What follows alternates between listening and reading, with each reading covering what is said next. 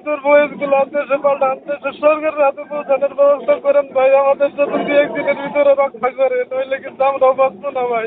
আমরা ফার্স্টে যে 5 জন আসছিলাম তার ভিতরে শুধু 4 জন বাইচে আছে। এখন কোন রকম আল্লাহ বাঁচায় রাখছে আর কি। আমারে তোমরা বাঁচাইতে পারলা না, আমারে যুদ্ধে নিয়ে চলে যাইতেছে। ছাত্র হয়ে গেছে, আর তার ফোন টোন পাই না। আমরা একদিন একটু ফোন করছিল, কয় আমরা যুদ্ধে আছি।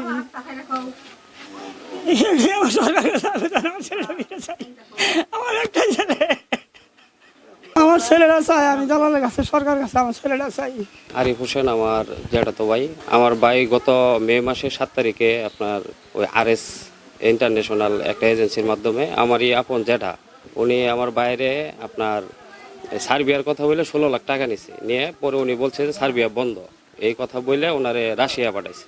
রাশিয়া বলছে ইলেকট্রিশিয়ান একটা কোম্পানিতে তার কাজ দিব, তো বেতনও মোটামুটি ভালো বলছে। বলার পরে ওনাদের পাঠাইছে, পাঠানোর পরে আমার ভাই 12 দিন পরে ফোন দিছে, দেওয়ার পরে সে বলতেছে যে আমাদের ট্রেনিং করায় আমাদের একটা ইউক্রেনের একটা ঘরের মধ্যে বাংকারের ভিতরে আমাদের রেখে গেছে।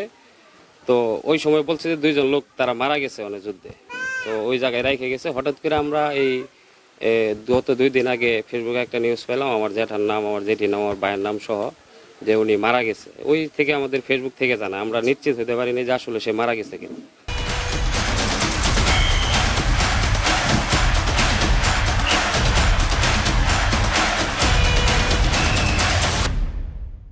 15 দিন গত কোনো যোগাযোগ নাই। 15 দিন পরে ফোন দিয়ে বলছে যে আমরা খুব কষ্টে আছি। আমার চাষিরা বলছে, চাষারা বলছে খালি 1-2 মিনিট কথা বললে যে আমার জন্য দোয়া করো, আমরা বহুত কষ্টে আছি, যদি আমরা জীবিত থাকি তাহলে আমরা এই দেশে আসতে পারবো, আর যদি জীবিত না থাকি তাহলে মরে গেলে তো শেষ। এরপর বলতে আমরা খুব বিপদ আছি।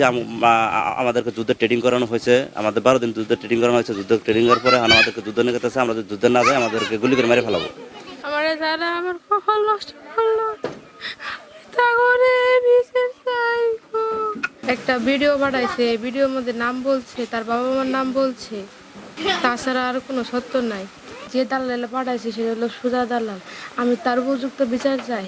সরকারের কাছে একটাই দাবি আমার যে একটা সন্তান আছে, আল্লাহ যেন তার ইচ্ছা, সরকারের যেন তার একটা ভবিষ্যৎ করে, আর সুজা দালালের আমি নিশ্চয় বিচার চাই।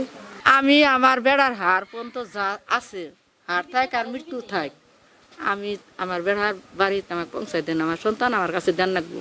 আমি ওইটি সরকারের কাছে দাবি। এখান দেশে একটা বাঙ্গা গরম মধ্যে আঙ্গেরে 11 জন লোক থিয়ে গেল যুদ্ধতে। তো তুমি কি খাইছো বাবা?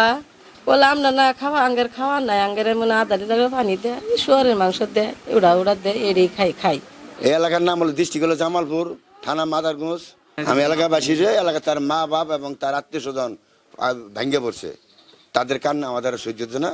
আমরা সরকারের কাছে অতি তাড়াতাড়ি এটা সমাধান চাই। হয় জীবিত থাকলে তাহলে ফিরে নেবো, আর জীবিত না থাকলে তার নার্সাদের ফিরে নেবো। এটা আমাদের চাওয়া, আর কিছু না। বাস সরকারের কাছে আবেদনটা এটাই জানাইলাম আমি, যেই বান্দারি হইক এলে প্রচারকারী আমার ছেলেরে আজকে করছে, আরো মা বাবার বুকে বা খালি দেন, আর পৃথিবীর বুকে না করে। মারা গেছে কে?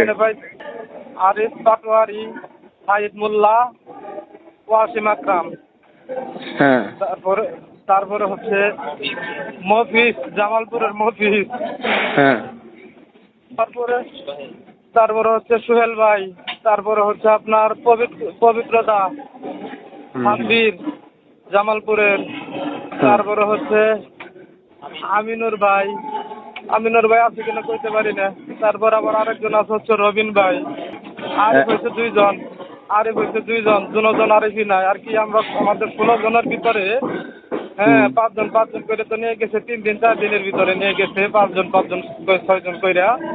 এর ভিতরে শুধু আমরা 4 জনই বাইচে আছি। সেই 4 জন বাইচে আছে, এই 4 জনের নাম হলো আপনার এই পলাশ, আমি আরমান জামালপুরের, তারপরে আলী হাসান সুহেল রাজবাড়ি, আর একজন হচ্ছে মাইনুদ্দিন ভাই চাঁদপুরের। এই 4 জনই বাইচে আছে আর কি, আল্লাহ বাঁচায় নিয়ে আসছে, কোন রকম ভাবে বাইচে আছে।